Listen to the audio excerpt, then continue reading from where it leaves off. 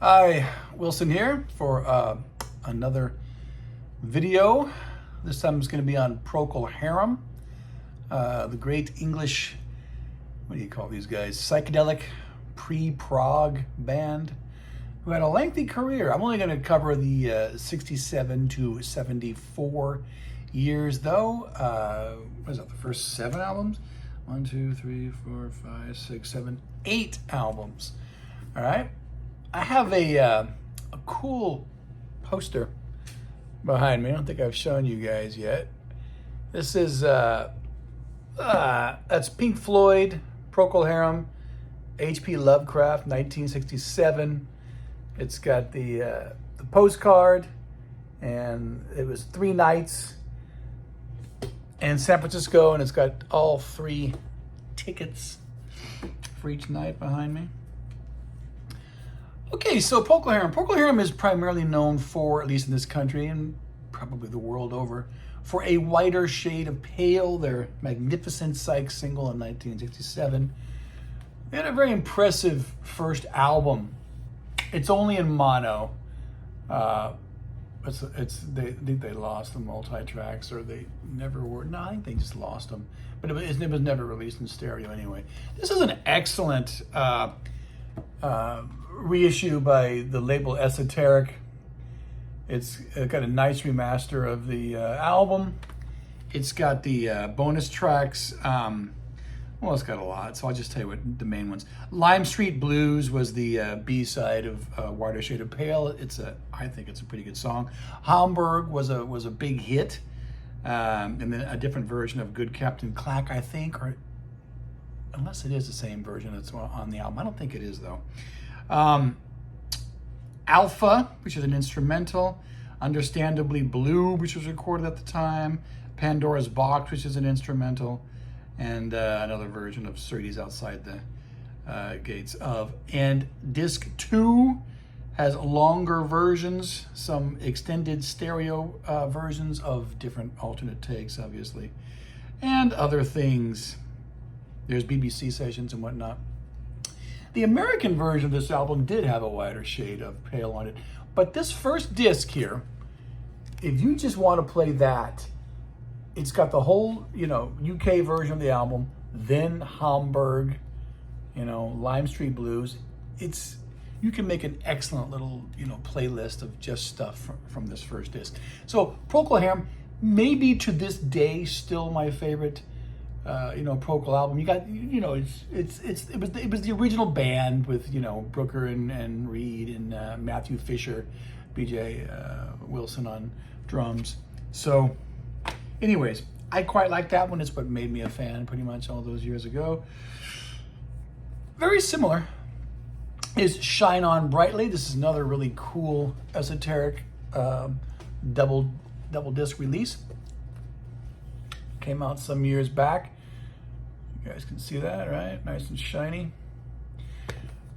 The reason why they call Procol Harum a proto prog band is because of this record. It's because of side 2. It's the whole Inhaled 'Twas an I suite, which, on the original LP was supposed to be like one long track. On the CD, they do break it up into the smaller tracks. It, of course, was recorded piecemeal. I mean, it wasn't all recorded as one long. It isn't like we're listening to Thick as a Brick or Close to the Edge or anything. But it works. There are better, probably, long Psych or long pre-prog suites in the 60s, but this came out in 68. So this is well before, King Crimson hit the scene. So this is probably a, pre-prog album on all but name. In fact, since it's called that, it is a pre-prog album in name. But the whole thing is pretty good, quite rightly so. Oh, I didn't go over the songs on the first album, did I? Shine On Brightly, Skip Softly. I like all these songs. In fact, I like side 1 better than side 2. So I don't think everything in the suite works, but enough of it does to make it memorable. And probably there's even better live version on the 1972 in concert album, which I'll get to in a second. So anyways, Shine On Brightly, a companion piece, if you will, to the first album.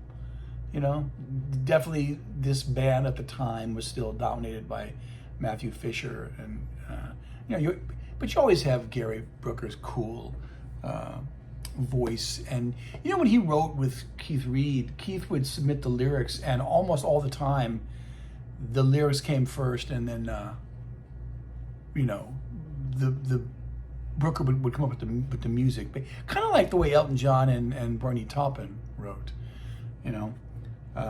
So, oh, and you know what? This, you know, I'm showing you the official British cover. It's a British band, but I always preferred the U.S. album cover. The band had nothing to do with this album cover, though, so, you know, obviously they prefer the British version. All right. Going in a, I don't know, slightly different direction was A Salty Dog. This is the old Mo Fidelity silver disc. Mo-Fi, you know, I used to be a big collector of Mo Fidelity gold discs and silver discs, of which there weren't as many silver discs as there were. Procol Harum did 1, 2, 3, 4 of these silver discs, and I bought them all. And this is the first time I ever heard these albums. So Salty Dog's pretty good. It probably has a better reputation than the first two. It's not as overtly kind of like, you know, Psych or organ drenched as the first two albums. A Salty Dog, the title track, is one of their greatest ever songs. It kind of dominates the album in the way that A Wider Shade of Pale would have had it been included on the UK album, the debut album. Look of Human Kindness, Too Much Between Us, Devil Came from Kansas, Boredom, Juicy. You know, I remember all these songs. Wreck of the Hesperus, All This and More. I like it, but I'll tell you, for an album with this reputation, I do prefer the sound of the first two albums more than A Salty Dog. But this is their most acclaimed album in the 60s, I think. So even when my opinion, you know, differs from the consensus, I always want to tell you guys what the consensus is. All right, so I like the album in as much as I like all these Procol Harum albums. But probably to my ears, they do not have a 5-star classic. A Sgt. Pepper or a Pet Sounds or a Blonde on Blonde or, you know, a Led Zeppelin 4 or Dark Side of the Moon or whatever you consider the toppermost of the poppermost to be in terms of a rock album. All right, so A Salty Dog, very good record from '69, but I do prefer the first two. Here is the Mo-Fi version of Home. This is, Fisher had left, I think, by then, I want to say. I think he produced Salty Dog, too. Home does not enjoy the sterling, you know, credentials or reputation or legacy of A Salty Dog, but to be the contrarian, I like it just as much. In fact, when I played it the other night, I got off on it more. Trower is a little bit coming more to the fore here, especially on the song Whiskey Train, which is like a total, you know, hard rocker for these guys in a style they had really never attempted before. But I like everything on here. Dead Man's Dream, Still There'll Be More. That's one of my favorite Procol Harum songs. Nothing I Didn't Know, About to Die, Barnyard Story, Piggy Pig Pig, Wailing Stories, which is okay, a bit long, and Your Own Choice. I think it's a solid record. I like it. But no, it's not as well known in the pantheon of great rock albums as probably the first three. All right? But anytime that they would give Robin Trower some space to solo, or as in the case of Whiskey Train, come up with a riff like that, I was all ears. Very similar to, in the same way that the first two albums are kind of similar, Home and Broken Barricades are similar. This, again, the silver disc, the Mo-Fi, the original LP cover covered up a lot of that and just showed you their faces. You had to open up the album to see the full picture, but Mo-Fi, you know, just gives you the full picture. Again, maybe only a hair's difference in quality to Home. I like Broken Barricades a lot too. Simple Sister is another Trower riff rocker, you know, loud guitar, in much the same way as Whiskey Train. Broken Barricades, Memorial Drive, Luskus Dilf. That was a a live version, was a B-side on the live album the next year. Power Failure, Song for a Dreamer, Playmate of the Mouth is all right. Poor Muhammad, I like virtually this entire album too. So they're kind of similar, Home and Broken Barricades, in much the same way, I think, to these ears, that the first two albums are similar. And this is the last one with Robin Trower. He was feeling the need to expand. So is Wild Oats, so to speak. Left for a lengthy solo career. Oh, you know what? One sec. Trower went on to have a successful solo career. He could often, sound like he was channeling Jimi Hendrix. And since I don't have enough Robin Trower albums, I'm never going to do a show on Robin. But to people of my age who came of age in the 70s, this is a classic. This is Bridge of Sighs from 1974. That title track alone, I have had that song stuck in my head for days. I have the gold disc of this title too, but I wasn't going to go look for it. This is a surround sound mix that just came out a year or two ago. I love it. I have everything on here. Day of the Eagle, Bridge of Sighs. What a 1-2 kick to open the album. In This Place, Bridge of Sighs segues right into In This Place. The Fool in Me, I love it all. Two Rolling Stone, Almost About to Begin, Lady Love, and a little bit of Sympathy. I like this, folks. I like this as much as any 70s Procol Harum album. So, if not more.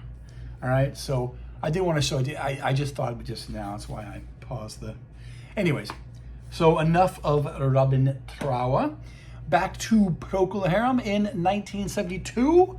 Their very successful live album, Procol Harum Live, recorded in Canada with the Edmonton Symphony Orchestra and the Camera Singers. I don't know. This, I'm not gonna say it broke them in the States because they had always, been known for Whiter Shade of Pale, and I think Hopper was a hit too here, wasn't it? Anyways, but this album kind of this is another Mo Fidelity silver disc.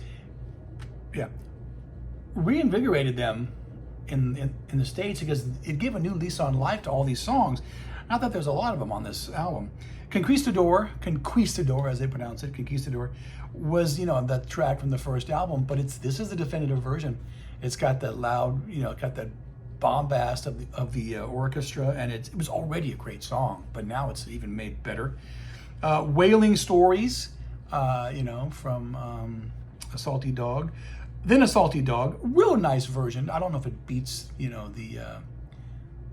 because the version on that album, A Salty Dog, had an orchestra on it. I think that's the first time that they used an orchestra.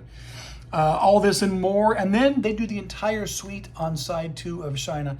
On Brightly Inhaled 'Twas an I. Here it just says Inhaled 'Twas I. I don't know if that's a misprint, but all these songs, if not made better, they seem to be more important on this album. So it was a big hit, and it's their biggest selling album, I think, if not worldwide, definitely here in the States.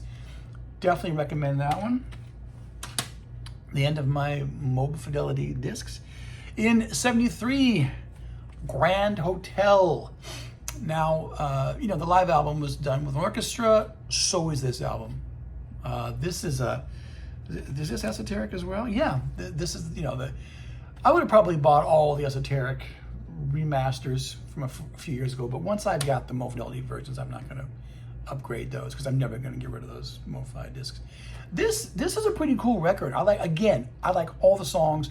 Gonna reiterate, I don't think that they have a 5-star classic, but I enjoy all these albums. Grand Hotel, Toujours l'Amour, A Rum Tale, TV Caesar. I just played this just the other day. A Souvenir of London, Bringing Home the Bacon for Licorice John, Fires and Robert's Box. Then you get different versions of those, well, at least 1, 2, 3, 4, 5 songs. And the second disc is a DVD where you get to see them perform these songs live. So by this point, they got Chris Copping on organ. I don't know when he came in. But way before this, though, because as soon as Fisher left, I think. So another strong album. I don't know what this did in the States. I certainly never heard any of these songs on the radio. And it's heavily produced. You do get the orchestra, you know, I think on all the tracks, but it works. You know, they've still got enough pop nous to pull it off, and I'm sure it deserved better here in America. This is Exotic Birds and Fruit. This is the only Japanese disc I'll show you. Again, I'm pretty sure there's an esoteric thing about this, but I don't know why I didn't buy it. This is just one of those 20-bit K2 Japanese discs. I don't think I'm going to be able to read those titles for you, even though I just played this in my car this week. It's also good. You know, Procol Harum had a pretty good consistency to their albums. There may be a track, or even sometimes two, which are lesser.